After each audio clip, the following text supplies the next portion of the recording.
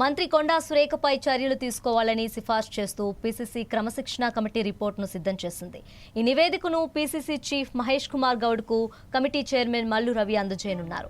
సురేఖ నుంచి 2 సార్లు రాతపూర్వక వివరణ తీసుకున్నప్పటికీ ఆమె సమాధానంపై క్రమశిక్షణ కమిటీ సంతృప్తి చెందలేదని సమాచారం. సాధారణ న్యాయ సూత్రాల ప్రకారం తన కుమార్తె కొండా సుష్మిత చేసిన వివాదాస్పద వ్యాఖ్యలపై మంత్రి స్పందించాల్సి ఉందని కమిటీ అభిప్రాయపడింది. కుమార్తె వ్యాఖ్యలను ఖండించకపోగా మౌనం వహించడం పార్టీ నిబంధనలను అతిక్రమించడమేనని నివేదికలో స్పష్టం చేసినట్లు తెలుస్తోంది. సీఎం రేవంత్ రెడ్డితో పాటు ప్రభుత్వం పార్టీపై సుష్మిత చేసిన వ్యాఖ్యల వల్ల పార్టీ ప్రతిష్ట దిగజారటమే కాకుండా సీఎం వ్యక్తిత్వానికి భంగం కలిగిందని కమిటీ తీవ్రంగా తప్పుపట్టింది. మంత్రి సురేఖతో పాటు ఇటీవల పార్టీపై బహిరంగ విమర్శలు చేసిన సీనియర్ నేత చిన్నారెడ్డి మరొక నాయకుడిపై కూడా చర్యలు తీసుకోవాలని కమిటీ సూచించినట్టు తెలుస్తోంది.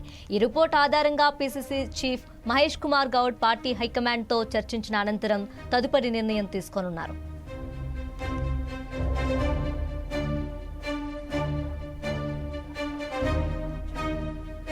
ఇక ఇదే అంశానికి సంబంధించి మరింత సమాచారం మా ప్రతినిధి సుధాకర్ అందిస్తారు. సుధాకర్, చెప్పండి.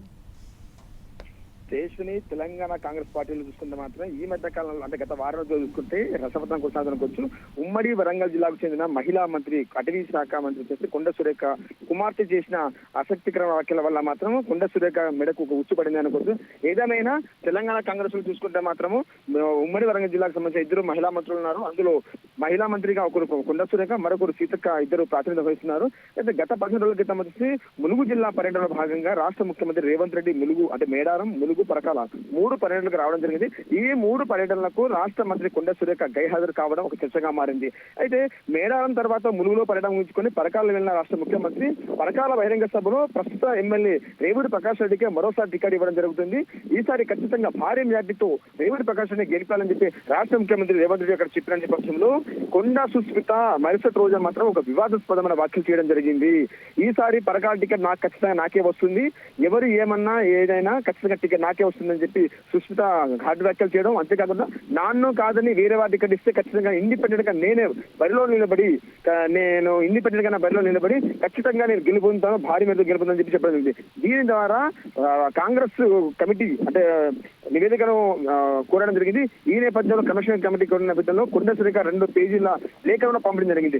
ఈ లేఖ పంపిన తర్వాత కూడా కమిషన్ కమిటీ ఈ లేఖ మీద స్పందించకపోవడము, ఎందుకంటే పూర్తి సమాచారం ఇవ్వకపోవడం ద్వారానే ఇలా మరోసారి ఖచ్చితంగా కొండ సురేఖ మీద చర్యలు తీసుకునే అవకాశం మాత్రం ఆసక్తి అవుతుంది. అంతేకాకుండా కొండ సురేఖ కాకుండా మరో వ్యక్తి సైతం ఈ మధ్య రాష్ట్ర ముఖ్యమంత్రి రేవంత్ రెడ్డి మీద వివాదాస్పద వ్యాఖ్యలు చేయడము, దీన్ని చూసుకున్న మాత్రం తెలంగాణ రాష్ట్ర కాంగ్రెస్ పార్టీలో మాత్రం ఖచ్చితంగా ఏదో ఒకటి జరుగుతున్న గుర్తు. ఎందుకంటే గత 4 రోజుల క్రితం వచ్చేసి కొండ సురేఖకు విరుద్ధంగా సుమారు 30 మంది ఎమ్మెల్యేలు భేటీ కావడము, ఆ సమయంలో రాష్ట్ర ముఖ్యమంత్రి విదేశీ పనిలో ఉండడము, నిన్న రాష్ట్ర ముఖ్యమంత్రి వచ్చిన తర్వాత ఇదే 30 మంది ఎమ్మెల్యేలు రాష్ట్ర ముఖ్యమంత్రి రేవంత్ రెడ్డి మాట్లాడిన తర్వాత ఖచ్చితంగా రాష్ట్ర ముఖ్యమంత్రి రేవంత్ నుండి కొండ సురేఖ మీద చర్యలు తీసుకునే అవకాశం ఉంది అనుకోవచ్చు. ఏదేమైనా సురేఖ అంటే కుమార్తె సుస్మిత పటేల్ చేసిన వ్యాఖ్యలు మాత్రం కొండ సురేఖకు మెడకు ఒక ఉచ్చులుగా బిగుస్తుంది అనుకోవచ్చు. ఏదేమైనా తెలంగాణ కాంగ్రెస్ లో చూసుకుంటే ఈ మధ్య కాలంలో కాంగ్రెస్ పార్టీలో విభేదాలు కొనసాగుతున్నవచ్చు. గతంలో చూసుకుంటే గత సంవత్సర కాలం నుంచి కొండ సురేఖ మీద కడియం శ్రీహరి కానీ వినయ్ భాస్కర్ నాయని రాజేంద్ర కానీ వీరిద్దరు గతంలో కూడా కొన్ని వివాదాస్పద వ్యాఖ్యలు చేయడం జరిగింది. ఈ వివాద వ్యాఖ్యలు చేసిన తర్వాత అంటే ఘాటు వ్యాఖ్యలు చేసిన తర్వాత ఈ మధ్య కాలంలో కొండ సురేఖ మీద వేరే వాళ్ళు చేసిన వ్యాఖ్యలకు నిన్న వారం క్రితం రాష్ట్ర ముఖ్యమంత్రి రేవంత్ రెడ్డి చేసిన వ్యాఖ్యలకు సుస్మిత ఇచ్చిన ఘాటు వ్యాఖ్యలకు మాత్రము కొండ సురేఖకు ఖచ్చితంగా ఆమె పదవికి చెక్ పెట్టే అవకాశం అంటే మంత్రి పదవికి చెక్ పెట్టే అవకాశం ఉంది.